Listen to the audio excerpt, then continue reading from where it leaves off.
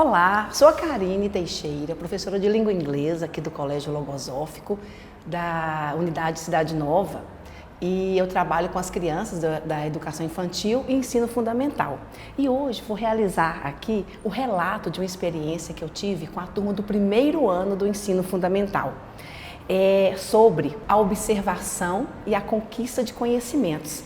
E essa observação e conquista de conhecimentos, nós abordamos o conceito da observação e sua importância para a conquista desses conhecimentos.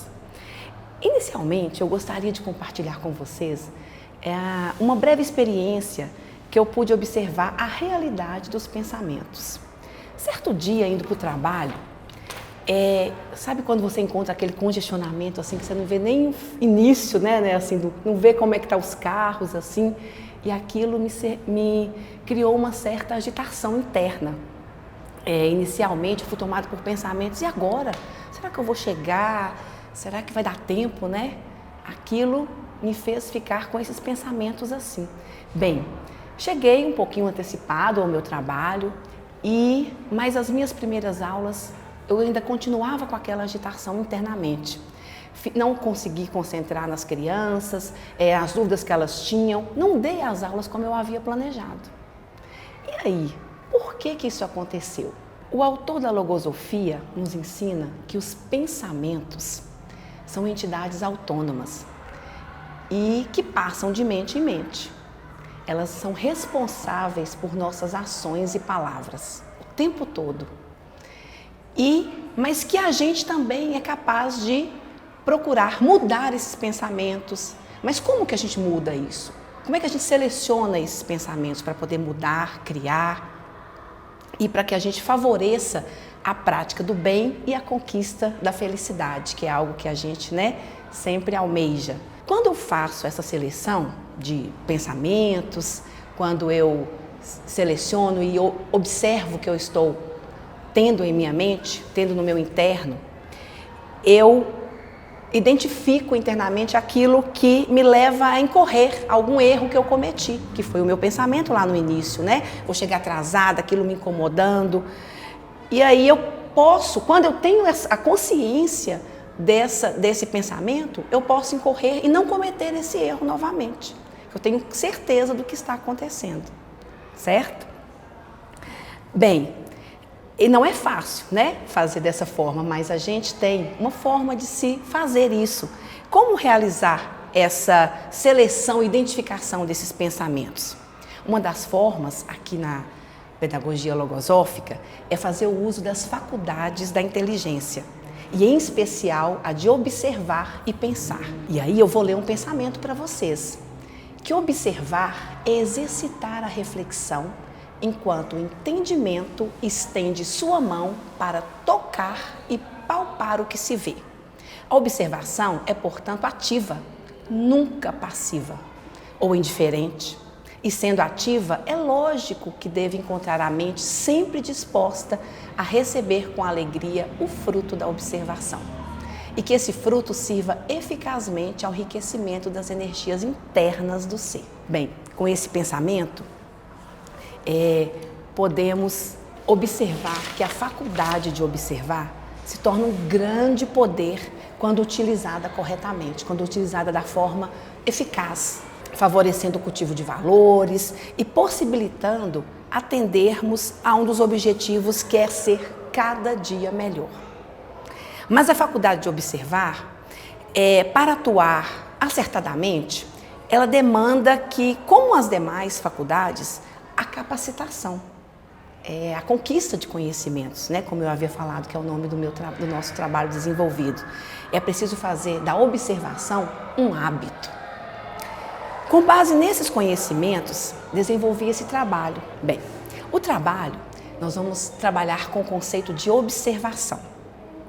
Essa observação é o objetivo ampliar esse conceito de observação junto às crianças, aos alunos, e estimulá-lo à atenção, à observação do seu interno durante as atividades diárias, do dia a dia. Bem, além disso, como sou professora de inglês, ampliar o vocabulário da língua inglesa. Iniciamos o trabalho levando as seguintes perguntas para os alunos. O que é observar? Para que observar?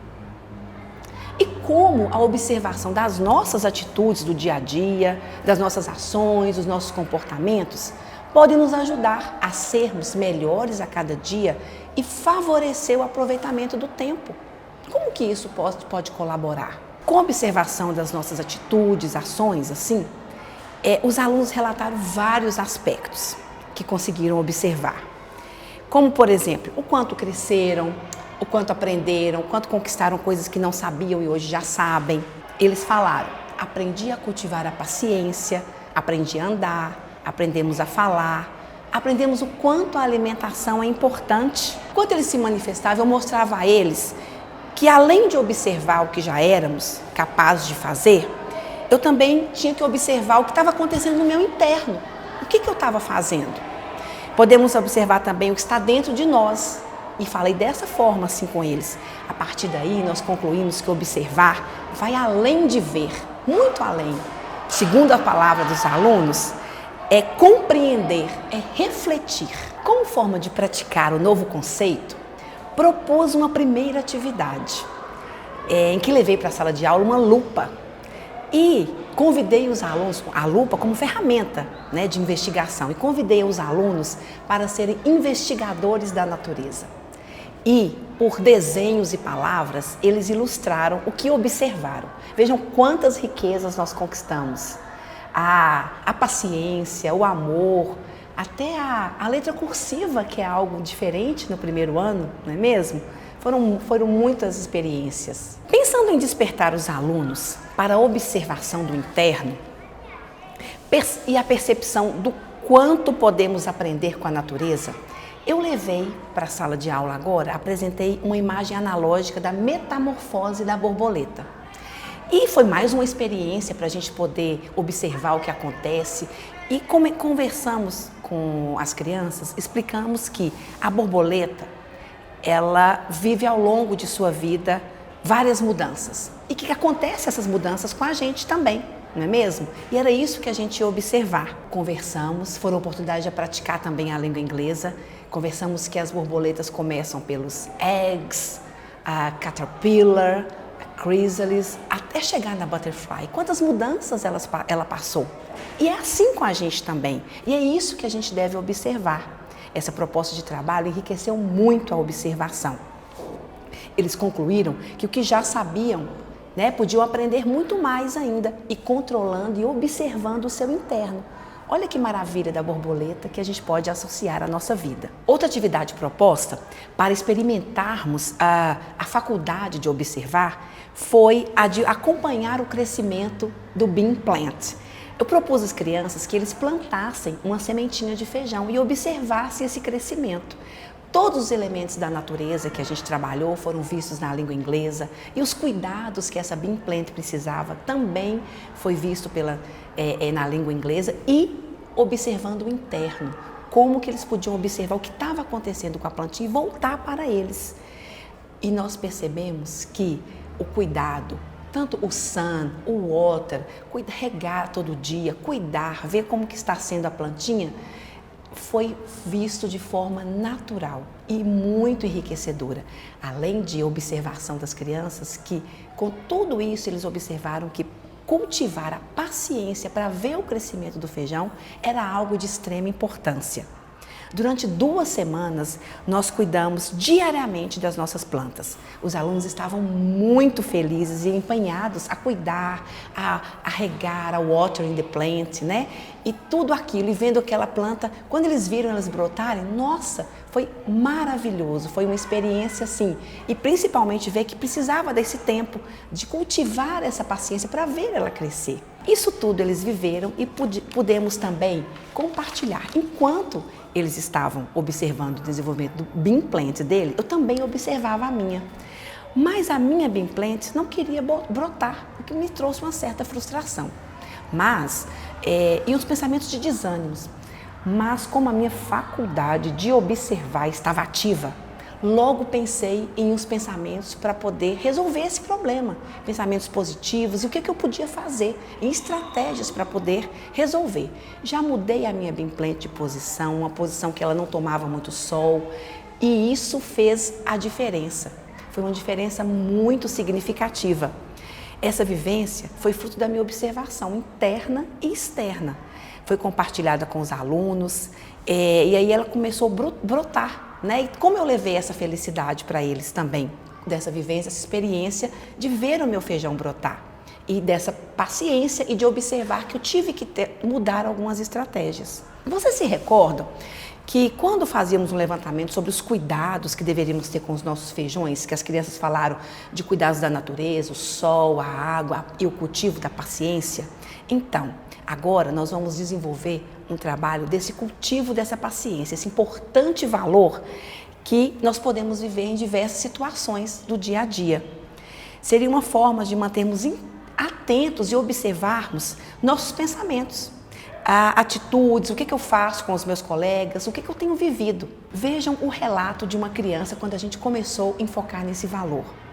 Eu controlei a raiva, pois eu queria que o celular carregasse rápido e percebi que se ficasse com o pensamento de raiva, não iria resolver. Tinha que cultivar a paciência e realmente esperar o tempo da bateria carregar. Olha como foi válido a paciência para esperar o bean plant e agora virado para a vida, para o interno. Outra experiência dessa forma, que a gente consegue plantar mais uma florzinha no nosso jardim, foi trazida por outra criança. Ela colocou que a vida é como um jardim florido e que para que a vida fique florida, tem que enriquecê-la com pensamentos bons e evitar que os pensamentos ruins, que são as ervas daninhas, atrapalhem. Olha que coisa maravilhosa que a gente conseguiu conquistar, não é mesmo? Bem, mais algumas experiências que foram trazidas pelas crianças e relatos em forma de desenhos. A bondade, a alegria. Olha como eles fizeram. E aqui foram algumas experiências da nossa sala, as crianças vivendo, né? A nossa bean plant, era a época da pandemia ainda, né? Que a gente tinha que usar as masks. A partir disso, como demonstram os relatos das crianças e o meu, os registros apresentados, essa proposta de trabalho foi enriquecedora aos nossos alunos. Eles se esforçaram bastante e foram valentes para ficarem atentos ao seu interno. E dessa forma, verificar o que estava acontecendo, para que conseguissem corrigir os próprios erros na causa, para que isso não acontecesse de novo, com consciência, para que de qualquer forma que acontecesse, pudesse modificar ali e mudar a sua conduta. E qual é o objetivo disso? O objetivo, sem dúvida, é contribuir para que sejam cada dia melhores, ser melhor e viver uma vida mais feliz. E é assim que foi o relato do meu trabalho. Muito obrigada.